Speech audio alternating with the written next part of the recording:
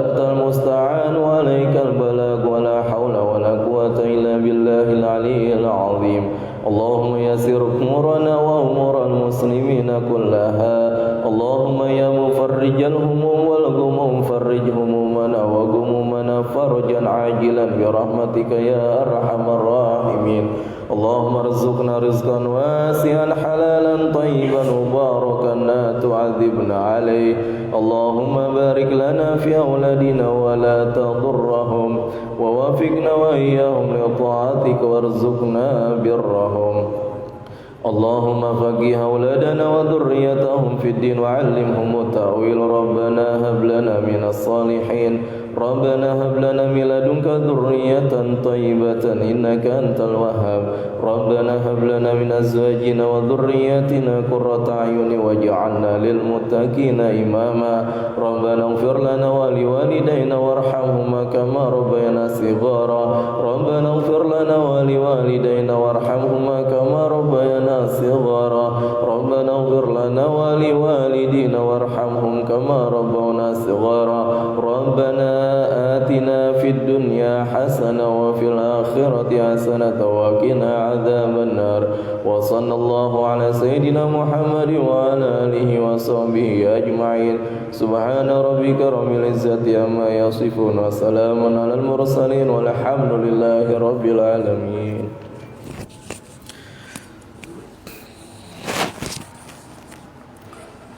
Assalamualaikum warahmatullahi wabarakatuh. Al-Fatihah ila hadrati sayyidina wa habibina syafi'ina Rasulullah Muhammad ibn Abdullah sallallahu alaihi wasallam wa alihi wa sahbihi wa azwajihi wa dhurriyyatihi wa ahli baitihi thumma ila arwahi abaihi wa ikhwanihi minal anbiya'i wal mursalin wa ali kulli sahabati kullin minhum ajma'in thumma ila arwahi sadatina Abi Bakar wa Umar wa Uthman wa Ali wa ashabi Badar wa ashabi Uhud wa baqiyati sahabati Rasulillahi ajma'in thumma ila arwahi sayyidatina Khadijatul Kubra wa Aisyah ar-Ridha wa Fatimah az-Zahra wa sayyidina al-Hasan wa sayyidina al-Husain wa baqiyati ummahatil mu'minin thumma ila arwahi tabi'in wa tabi'in lahum bi ihsanin ila yaumiddin. ثم إلى أرواح آبائنا وأمهاتنا وأجدادنا وجداتنا ومشايخنا ومشايخ مشايخنا ومعلمينا وأساتذتنا وأزواجنا وأولادنا وأعمامنا وعماتنا وأخواننا وخالاتنا وقرباتنا وتلامذتنا وجيراننا ولمن أحبنا فيك ولمن أحسن إلينا ولمن له حق علينا ولمن أوصانا واستوصانا بالدعاء ثم إلى أرواح جميع المؤمنين والمؤمنات والمسلمين والمسلمات أن الله يغفر لهم ويرحمهم ويعلي درجاتهم في الجنة وينفعنا ببركاتهم وأسرارهم وأنوارهم وعلومهم ونفحاتهم في الدين والدنيا والآخرة. الفاتحة. أعوذ بالله من الشيطان الرجيم. بسم الله الرحمن الرحيم. الحمد لله رب العالمين الرحمن الرحيم مالك يوم الدين. إياك نعبد وإياك نستعين. اهدنا الصراط المستقيم صراط الذين أنعمت عليهم غير المغضوب عليهم ولا الضالين آمين. بسم الله الرحمن الرحيم. الحمد لله الذي هدانا لهذا وما كنا لنهتدي لولا أن هدانا الله. اللهم صل على سيدنا محمد مفتاح باب رحمة الله عدد ما في علم الله صلاة وسلاما دائمين بدوام ملك الله وعلى آله وصحبه أجمعين. سبحانك لا علم لنا إلا ما علمتنا إنك أنت العليم الحكيم. ولا حول ولا قوة إلا بالله العلي العظيم. رب اشرح لي صدري ويسر لي أمري واحلل عقدة من لساني يفقهوا قولي. نوينا التعلم والتعليم والنفع والانتفاع والإفادة والاستفادة والتذكر والتذكير والحث على التمسك بكتاب الله وسنة رسوله والدعاء إلى الهدى والدلالة إلى الخير ابتغاء وجه الله ورضا وقربه وثوابه. اللهم يا من مقاليد الأمور كلها بيده وإليه يرجع الأمر كله. يا فتاح يا عليم افتح لنا فتحا قريبا يا فتاح يا عليم يا فتاح يا عليم يا فتاح يا عليم اللهم أغننا بالعلم وزيدنا بالحلم وأكرمنا بالتقوى جملنا بالعافية اللهم ارزقنا فهم النبيين وحفظ المرسلين وإلهام الملائكة المقربين برحمتك يا أرحم الراحمين ربي زدنا علما وارزقنا فهما وصلى الله على سيدنا محمد وآله وصحبه أجمعين والحمد لله رب العالمين. Hadirin wal hadirat, bapak-bapak, ibu-ibu jamaah Masjid Nurul Yakin yang dirahmati Allah Subhanahu wa taala, yang sama-sama kita hormati dan kita muliakan orang tua kita, guru kita Abu Yaki Haji Ghazali Muswanif. Semoga Allah senantiasa memberikan beliau panjang umur dalam keadaan sehat walafiat, dan juga bapak ibu yang saya hormati. Pertama-tama marilah kita panjatkan puji syukur kita ke hadirat Allah yang mana pada kesempatan pagi hari ini, meskipun hujan-hujan, kita masih diberikan taufik hidayah untuk bisa melangkahkan kaki melakukan sholat subuh berjamaah di masjid ini, dan kemudian dilanjutkan dengan mengikuti kajian harian. Semoga apa-apa yang telah kita lakukan, ibadah kita yang wajib dan sunnah, zikir dan doanya diterima oleh Allah Subhanahu wa taala dengan penerimaan terbaik di sisinya. Salawat dan salam tak lupa kita haturkan kepada baginda Nabi besar Muhammad sallallahu alaihi wasallam beserta keluarga, sahabat serta pengikutnya. Semoga kelak kita mendapat syafaat dari beliau di yaumil qiyamah. Amin amin ya rabbal alamin.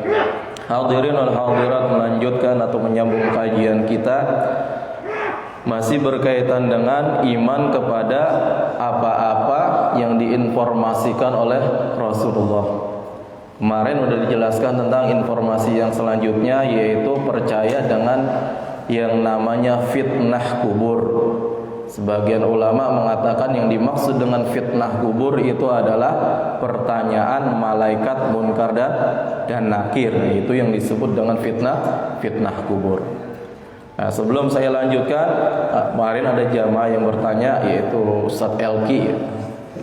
Ustadz Elki nanya masalah fadilah tentang surat Al-Mulk.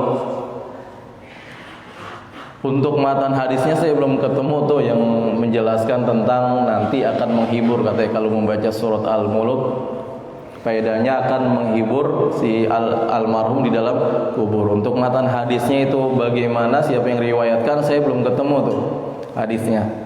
Dan apa yang dimaksud dengan menghibur di situ? Ya, surat Al-Mulk menghiburnya bagaimana? Saya belum dapat jawabannya. Tapi mungkin ada yang agak mirip, mungkin matan hadisnya ya, dari segi matan hadisnya dalam kitab Ar-Ruh karangan Syekh Ibnul Qayyim ada 3 hadis yang diriwayatkan oleh beliau tentang keutamaan atau fadilah membaca surat Al-Mulk atau Tabarok pas juz 29 tuh. Pertama, hadis yang diriwayatkan oleh Imam Ibnu Abbas, sahabat Ibnu Abbas. Beliau mengisahkan, daraba rajulun min ashabi Rasulillah sallallahu alaihi wasallam khaba'ahu ala qabrin wa huwa la yahsibu annahu qabrun, la yuhsabu annahu qabrun. Imam Ibnu Abbas menceritakan ada salah seorang sahabat Rasulullah itu membuat tenda, bikin tenda kayak kita camping bikin tenda ya. Nah, tendanya itu dibikin di atas kubur. Nah, dia itu nggak tahu kalau di tempat dia bikin tenda itu bawahnya adalah kuburan. Karena kalau di Arab itu kan kuburan rata aja, nggak kayak di Indonesia ada khusus tempat pekuburan, terus juga ada dibuat sasak ya, bentuknya itu kuburan ketahuan dah. Kalau di Arab kan apalagi zaman dahulu nggak ketahuan. Jadi sahabat ini bikin tenda di atas kuburan, dia nggak tahu kalau itu adalah kuburan. Fa'idzan kubira insanun yaqra'u suratal mulk hatta khatamaha hatta khatmiha Ketika dia lagi berada di dalam tenda, itu kedengaran ada yang sedang baca surat Tabarok. Ya. Di mana? Di bawahnya dia ada orang yang sedang lagi baca surat Tabarok. Fa'ata Nabi sallallahu alaihi wasallam faqala. Kemudian kaget karena lihat nggak ada orang, tapi di bawah ini ada orang lagi baca surat Tabarok sampai selesai, didengerin sama dia dari awal sampai habis. Akhirnya dia datang kepada Rasulullah bertanya, mengadu, ya Rasulullah, darabtu khabai ala qabrin. Nah, dia baru tahu ternyata yang di bawahnya itu adalah kuburan. Dia bertanya pada Rasulullah, ya Rasulullah, saya bikin tenda di atas kuburan. Wa ana la ahsibu annahu qabrun. Sedangkan saya nggak tahu ternyata tempat saya bikin tenda itu adalah kuburan. Fa'idha kubira insanun yaqra'u suratal mulk hatta khatmiha. Nah, tiba-tiba di bawah ternyata ada yang lagi baca surat Al-Mulk Tabarok sampai selesai itu ya Rasulullah. Faqala Nabi sallallahu alaihi wasallam, maka Rasulullah menjawab, hiya al-mani'ah hiya al-munjiyah tanjihi min adabil qabri. Nah, surat Tabarok atau surat Al-Mulk adalah pencegah daripada azab kubur, al-munjiyah, dan bisa menyelamatkan seseorang min adzabil qabri, daripada azab kubur. Ini faedah yang pertama daripada seseorang yang melanggengkan membaca surat Al-Mulk khususnya sebelum tidur bisa mencegah seseorang daripada siksa kubur. Kemudian ada hadis yang kedua, mungkin ini yang agak mirip nih. Dari sahabat Abdullah bin Abbas juga, beliau mengatakan annahu qala lirrajulin, Rasulullah pernah berkata,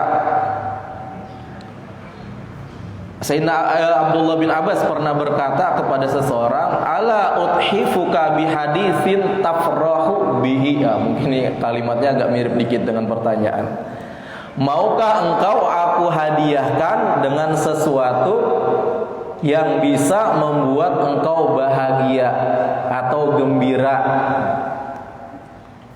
Qala rajul bala, ya boleh, mau saya tuh dikasih hadiah yang bikin kita gembira. Ya, siapapun mau dikasih hadiah, apalagi hadiahnya bikin gembira, bikin senang. Apa kata Sayyidina Abdullah bin Abbas? Qala iqra tabarakalladzi biyadihil mulku wa huwa ala kulli syai'in qadir. Bacalah surat Tabarok yang tadi disebutkan, ihfazha, hafalkanlah. Wa 'allimha ahlaka, dan ajarkanlah kepada keluargamu, wa waladaka, dan kepada anak-anakmu, wa fsibyani baitika, dan ajarkanlah kepada anak-anak kecil yang ada di rumahmu, wa jiranika, dan ajarkan pula surat Tabarok kepada tetanggamu. Fa innaha al-munjiyah wal mujadalah. Sesungguhnya manfaat dari surat Tabarok ini bisa memberikan seseorang tercegah daripada azab kubur. Wal mujadalah, dan nanti surat Tabarok ini bisa berdebat. Tujadilu au takhasamu yaumal qiyamah inda rabbiha. Berdebat pada hari kiamat, membela ini yang orang yang suka membacanya dengan Allah, berargumentasi dengan Allah buat membela si almarhum ini. Inda rabbiha liqari'iha, untuk orang yang senantiasa membacanya. Wa tatlubu lahu ila rabbiha an yunjiyahu min adzabin nar. Dan surat Tabarok nanti akan meminta kepada Allah, kepada Tuhannya, agar orang yang biasa membacanya diselamatkan dari azab api neraka.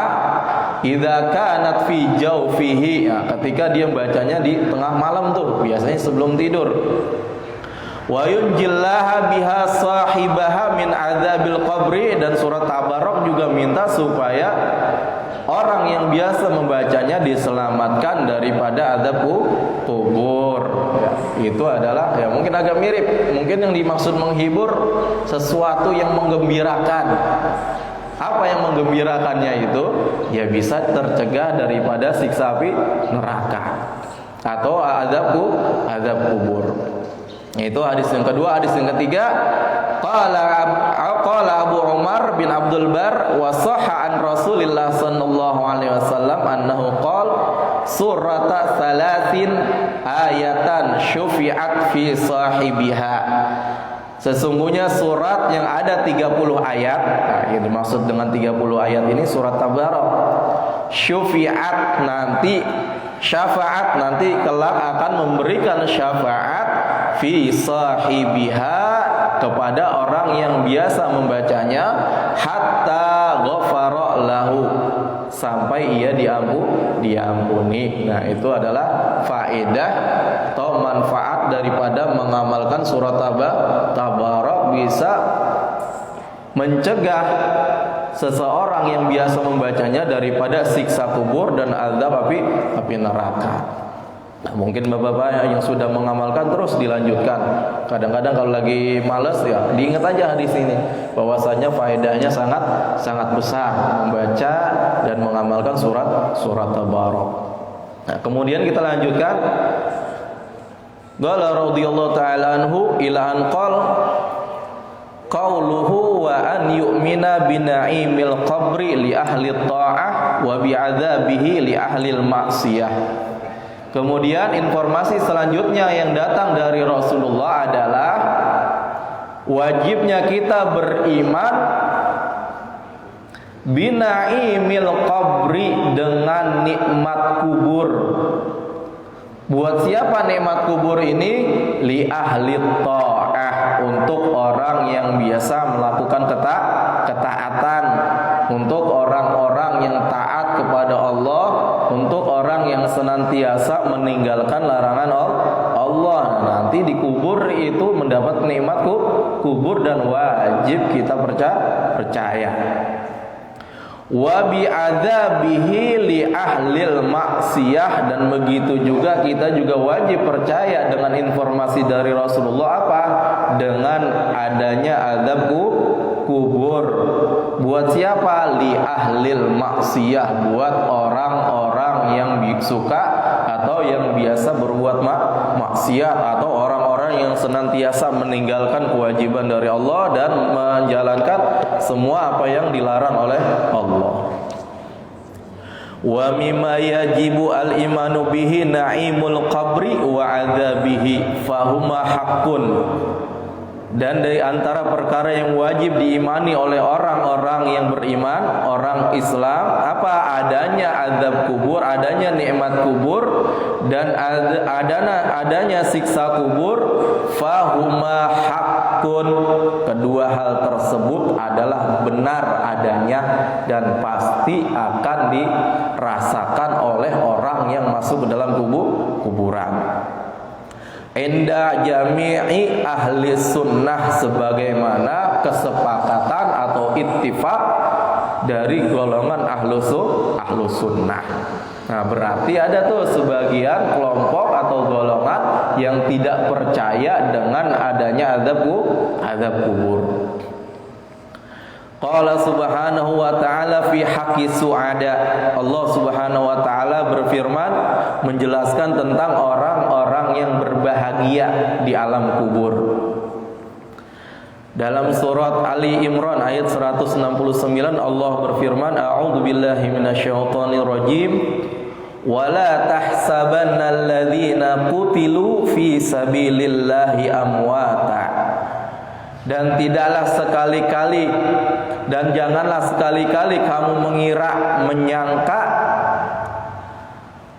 bahwa orang-orang yang mati di jalan Allah, meninggal terbunuh di jalan Allah, amwata, itu mati. Jadi orang-orang yang berjuang di jalan Allah ini menceritakan tentang para sahabat yang mati dalam peperangan Badar atau peperangan Uhud. Mereka menyangka sahabat yang meninggal akan mati begitu saja. Enggak. Bal ahya'un 'inda rabbihim yurzaqun. Sebenarnya mereka itu hidup di sisi Tuhannya dan mendapatkan rizki. Nah, ini kan berarti ayat ini turun sebelum hari kiamat kan, masih pada masa Rasulullah. Berarti menunjukkan bahwasanya para sahabat yang gugur dalam peperangan pada saat itu ya, tidak mati secara zahirnya mati, tapi secara hakikatnya tidak mati, hidup dan mendapatkan rizki dari Allah. Disinilah para ulama mengambil pendapat, mengambil dalil bahwasanya ayat ini menjelaskan tentang nikmat kubur. Wa fi sahihi Muslimin, dan di dalam hadis sahih Muslim, qala Qatadah wa dzukira lana annahu yubsahu lahu fi qabrihi dira'an sab'una dira'an. Kemarin udah kita bahas tentang orang yang ketika ditanya oleh malaikat kan bisa jawab ya. Ketika telah bisa jawab pertanyaan dari malaikat Munkar dan Nakir, itu langsung diperlihatkan tempat. Kata malaikat, ini adalah tempatmu di neraka pertamanya. Kemudian diganti oleh Allah menjadi surga. Kemarin udah kita bahas tuh hadisnya. Kemudian dia bisa tuh melihat tuh tempatnya yang seharusnya di neraka, kemudian diganti oleh Allah menjadi surga. Setelah itu kemudian kuburannya diluaskan seukuran 70 diro. Kalau satu diro berapa meter? Berapa senti ukuran kita? Seukuran 48 cm satu diro itu. Dikali 70 sekitar 33 atau 34 meter. Ruangan luasnya 34 meter luas Pak ya.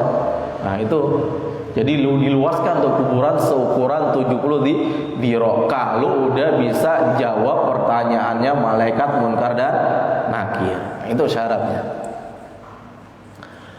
Wa yumlau alaihi khadiran. Kemudian kuburannya itu dipenuhi, isinya ya, dalamnya bukan di atasnya. Dalamnya dipenuhi dengan hijau-hijauan. Banyak tumbuh-tumbuhan yang berwarna hijau. Nah, kalau kita lihat tumbuh-tumbuhan, taman-taman warna hijau-hijau kan enak banget dilihat ya. Enak, indah dilihatnya. Nah, begitu juga gambaran orang-orang yang mendapatkan nikmat di alam kubur.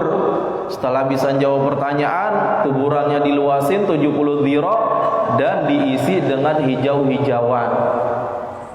Sampai kapan? Ila yaumi yub'atsun, sampai hari kebangkitan. Dalam riwayat yang lain kalau udah bisa jawab, kuburannya diluasin, ditambahin yang hijau-hijau, disuruh tidur seperti tidurnya pengantin baru. Wa fi riwayat Tirmidzi, dan di dalam hadis riwayat Imam Tirmidzi, hadisnya Imam Tirmidzi, summa yubsahu lahu fi qabrihi sab'una dira'an fi sab'in summa yunawwaru lahu fihi. Di dalam riwayat Imam Tirmidzi, setelah diluaskan kuburannya 70 dhira, itu diisi dengan cahaya terang, benderang, enggak gelap, enggak seperti orang-orang yang sebaliknya, orang-orang yang ahli maksiat. Nanti dalam hadis selanjutnya akan dihimpi tuh, ditanya enggak tahu oleh malaikat Munkar dan Nakir, kuburannya disempitin, ditambah digelapin. Tapi orang yang bisa menjawab di sebaliknya, diluasin dan diterangin. Nah, itu adalah hadis tentang penjelasan tentang dalil yang diambil oleh ulama bahwasanya ada yang namanya nikmat kubur. Wa an Abi Hurairah radhiyallahu taala anhu an Rasulillah sallallahu alaihi wasallam. Diriwayatkan dari sahabat Abu Hurairah dari Rasulullah sallallahu alaihi wasallam, qala, beliau bersabda, innal mu'min fi qabrihi la fi raudhatin khadra'a. Sesungguhnya orang mukmin kalau dia mati kemudian dimasukkan ke dalam kubur, la fi raudhatin khadra, pasti kuburannya seperti taman daripada taman-taman yang hijau. Wa yurhabu lahu qabruhu sab'una dhira'an, kemudian kuburannya diluaskan seukuran 70 dhira'. Wa yunawwaru lahu kal qamar lailatal badri, dan kuburannya terang seperti terangnya bulan purnama. Tadi di-share oleh guru kita bahwasanya nanti ada bulan purnama ya di atas Ka'bah katanya. Kapan? Ntar malam ya? Iya. Nah itu nanti orang-orang yang meninggal kemudian mendapatkan nikmat kubur, selain kuburannya diluaskan 70 dhira', diterangkan seperti terangnya malam bulan purnama. Kalau malam bulan purnama bukan di sini, kalau di sini kan terlalu jauh jaraknya ya di bumi. Tapi kalau nempel, kalau dekat, gimana terangnya? Lampu di sini nggak ada yang bisa nyaingin. Nah itu nikmat kubur buat siapa? Buat orang-orang yang taat, buat orang-orang yang takwa kepada Allah. Sekarang sebaliknya, orang yang ahli maksiat, orang yang ingkar kepada Allah. Wa amma fi haqqil ashqiya, adapun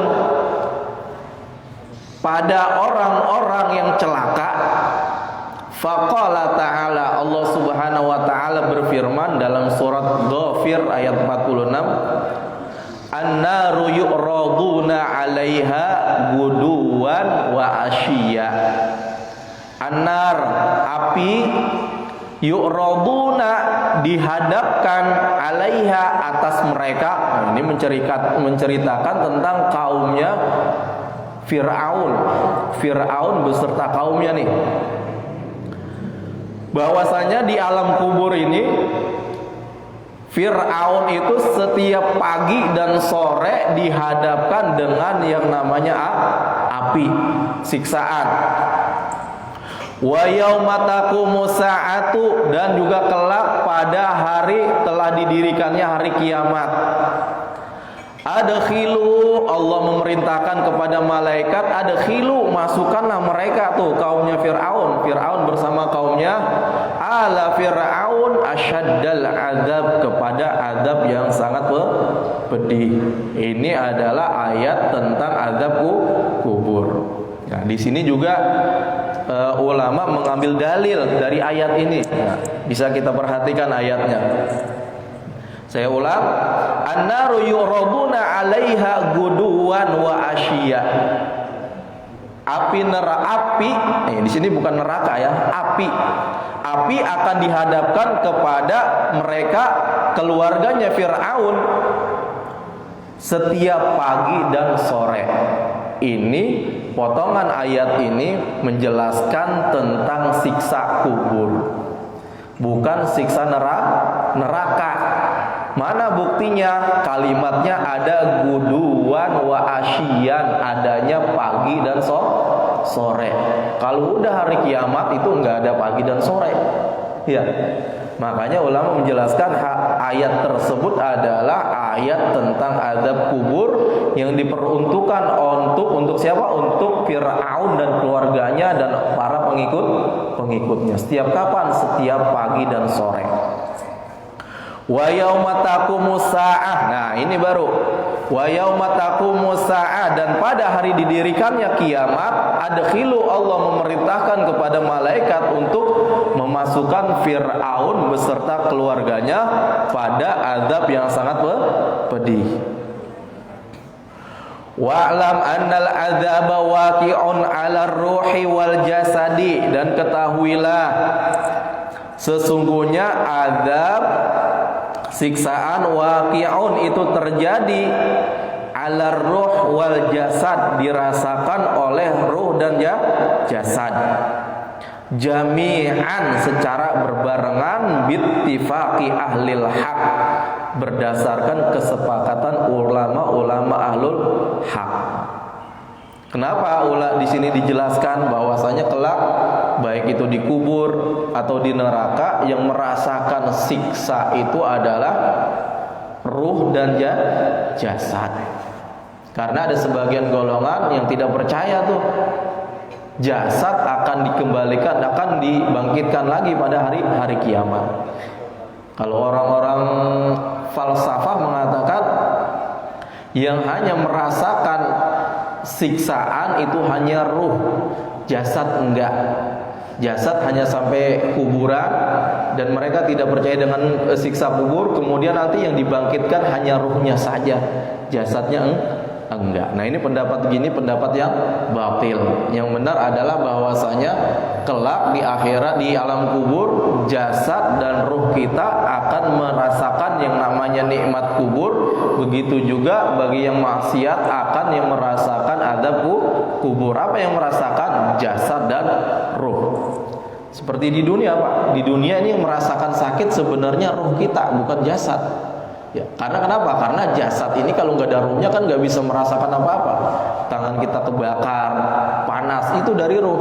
Dari ruh nanti baru menjalar ke jasad. Qala al-Hafidz Ibnu Hajar, berkata Imam Ibnu Hajar, wa innama udhifal adab ilal qabri likauni mu'dhamihi yaqa'u fihi.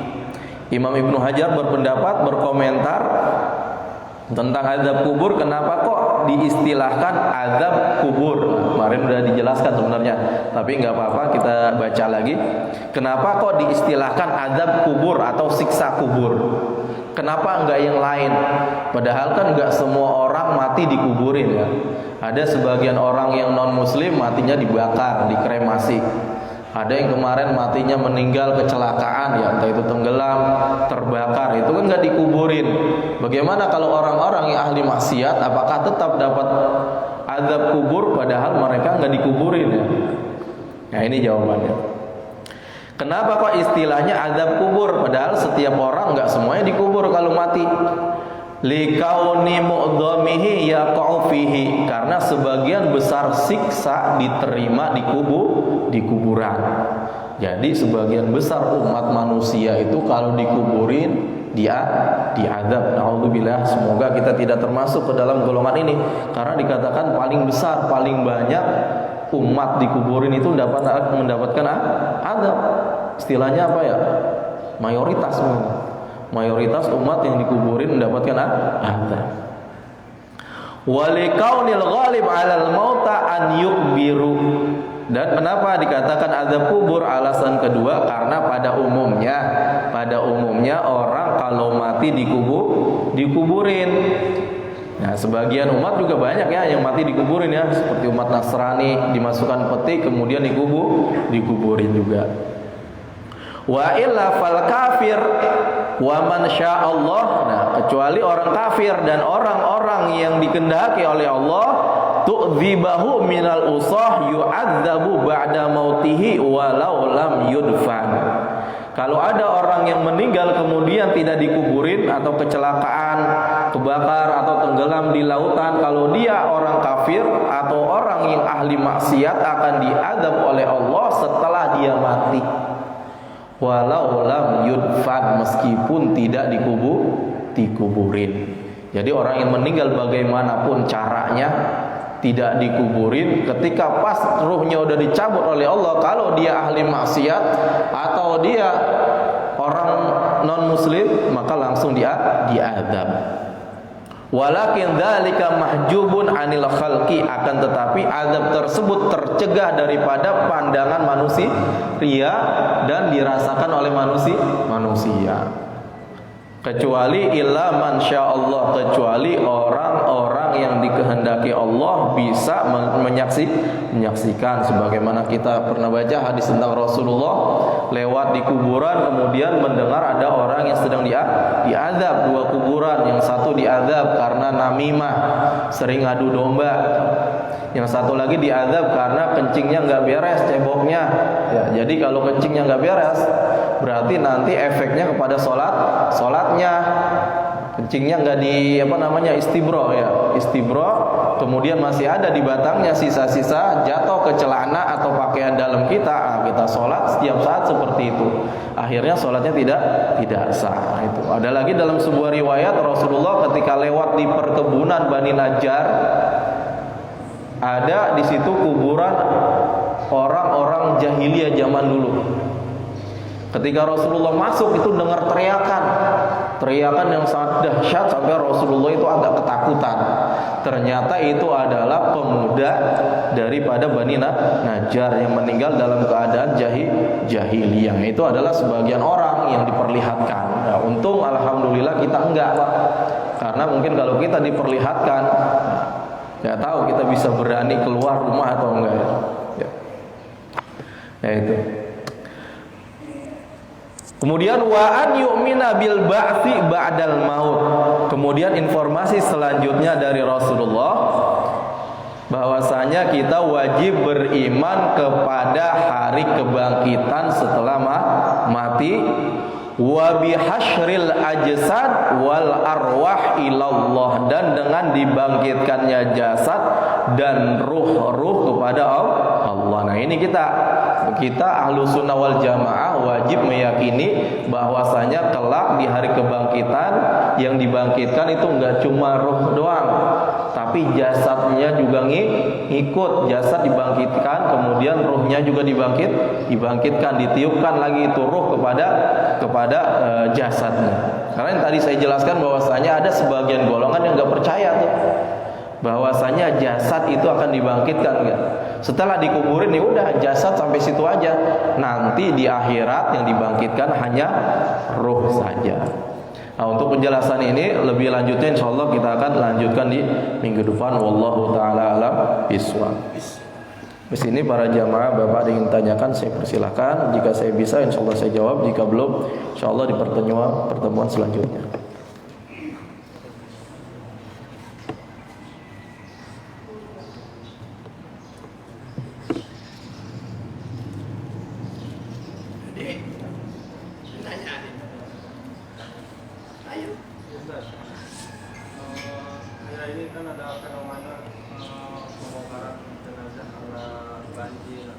Oh iya.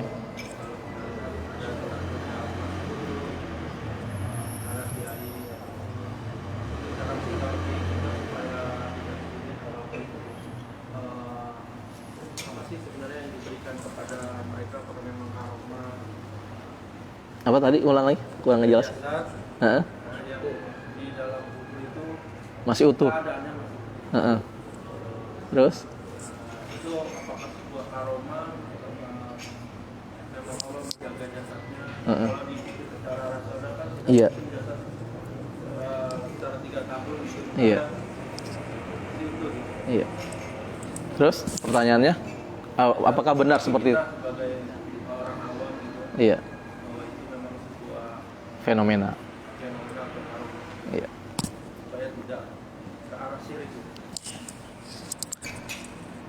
Gimana kalau ada orang dikuburin kemudian udah bertahun-tahun digali kuburan anwannya jasadnya masih utuh ya? Ya masih utuh. Bagaimana? Apakah yang demikian apa sih penyebabnya? Banyak sekali penyebabnya. Salah satunya adalah orang yang dijaga jasadnya tidak dimakan oleh belatung, cacing tanah itu adalah penghafal Al-Quran. Orang yang hafal Al-Quran itu jasadnya akan dijaga oleh Allah. Mulai dari dunia masih hidup, kemudian sampai dia meninggal itu akan dijaga oleh Allah. Sebagaimana kisahnya Syekh Nawawi Al-Bantani. Syekh Nawawi Al-Bantani kan ini orang Indonesia asli. Kemudian meninggal dikuburkan di mana? Di kota Mekah. Baki atau Ma'la? Ma'la ya kalau Mekah ya. Nah itu jadi kalau peraturan Saudi dulu, saya baca kisahnya, itu setiap tahun dalam setahun itu kuburan harus ditimpa dengan yang lain. Ya pasti kan dalam setahun itu udah hancur ya. Itu nanti kehancurannya dikumpulin dijadikan jadi satu dengan kuburan-kuburan yang lain. Nah, itu biasanya kalau udah setahun digali itu, kalau ada yang meninggal tempat nggak cukup, nah digali diisi dengan yang baru. Nah ini ada kejadian pas lagi gali kubur ini ternyata pas dilihat kuburannya itu masih utuh, jasadnya, bahkan kain kafannya seperti masih baru ditaruh. Itu orang nggak ada yang tahu ini siapa. Ternyata pas diselidiki ternyata ini adalah ulama besar berasal dari Indonesia, itu Syekh Nawawi Al-Bantani. Setelah ditelusuri itu oleh pemerintahan Saudi, oh ternyata ini ulama.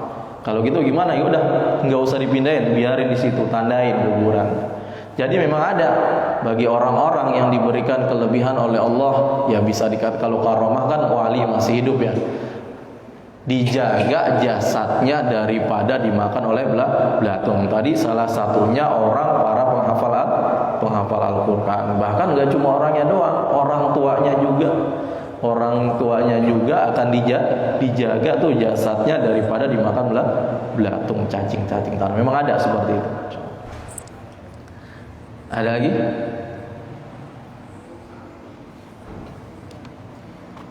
Baik, kalau tidak ada kita selesaikan saja kajian kita pada hari ini. InsyaAllah kita lanjutkan di minggu depan.